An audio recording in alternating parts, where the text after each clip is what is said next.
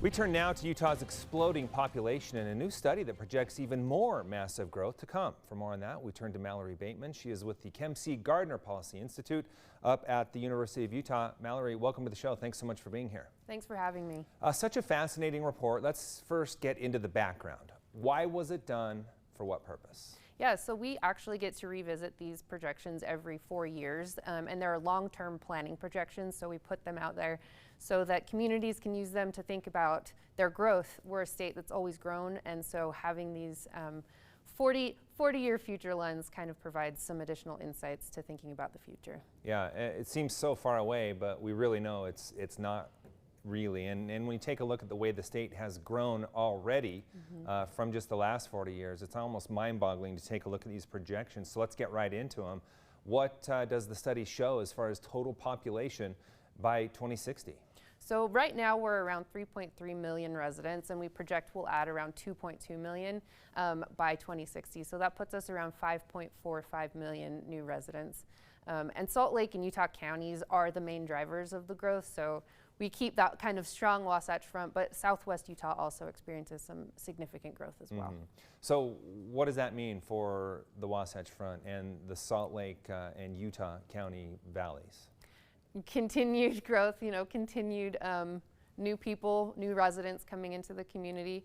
Additionally, it's a lot of our employment. So our kind of economy is centered in these areas, and so that's part of what's driving the growth. Okay, that makes sense. But obviously, people may have to branch out as far as living and maybe commute to those areas because there's only so much room in a valley, right? Yeah.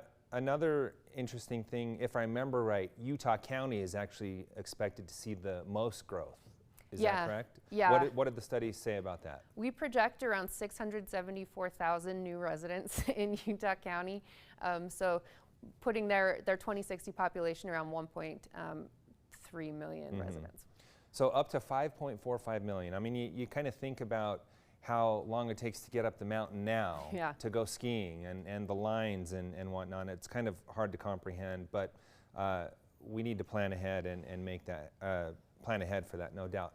You already mentioned the economy and employment, but obviously with that many more people being here, there's going to be new jobs for them as well. Talk about what the report found as far as employment goes. Yeah, so this is a demographic and economic model. So we looked at the economy and we project an additional 1.3 million jobs statewide out to 2060.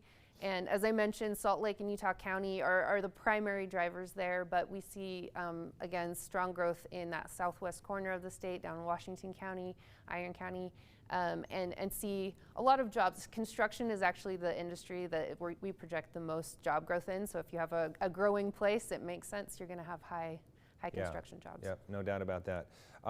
What other sectors did the report show may see an increase? Almost everything.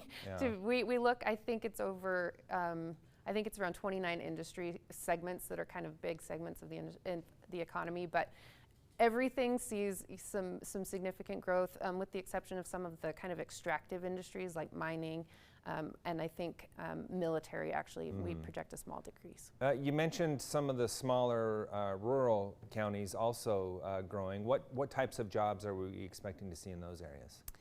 In those areas, I think we kind of maintain what they have now unless there was some kind of big project change.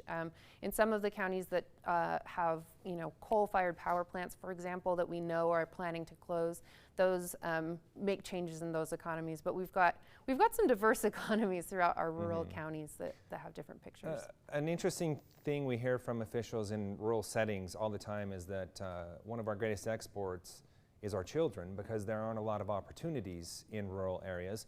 Do you see that staying like that, or will there be more opportunities where people can choose to stay in rural Utah if they'd like to? I think we generally kind of saw similar economic pictures throughout rural Utah, and so this is again another opportunity for decision makers to look at these economic and demographic projections and kind of think about, a different decision now could change what that long-term picture is in the future. Yeah, remote working, obviously, probably a big part of that conversation.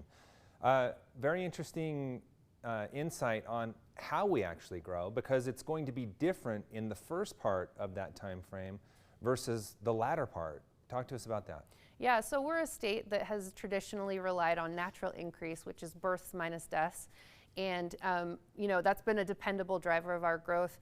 And we project that starting in the 2040s, that's actually going to flip, and net migration, so more people moving in than moving out, is going to drive our growth. And part of that is due to that strong, you know, growing economy, the economic diversity, and then also some demographic changes like our aging population and declines in fertility. We talked about some of the challenges that come along with growth. What impact might that have as you know the time goes on, and could it potentially change these projections? Yeah, I think one thing with these projections is we want to remind people they are planning projections, and a big change now or even a small change in a certain community could change what the future looks like.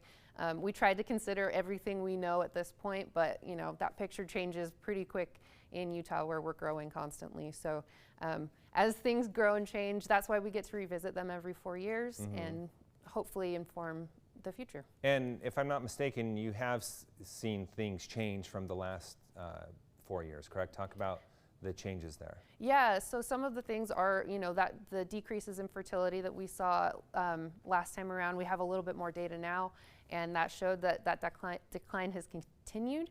And so that ended up impacting what our final population projection looked like. It's actually a little bit lower than what we had projected in 2017. Also looked into life expectancy, which is expected to get higher, is that correct? Yeah, we projected a continued increase in life expectancy in the state, and that's seen throughout the state. It's seen, you know, kind of differently in different areas.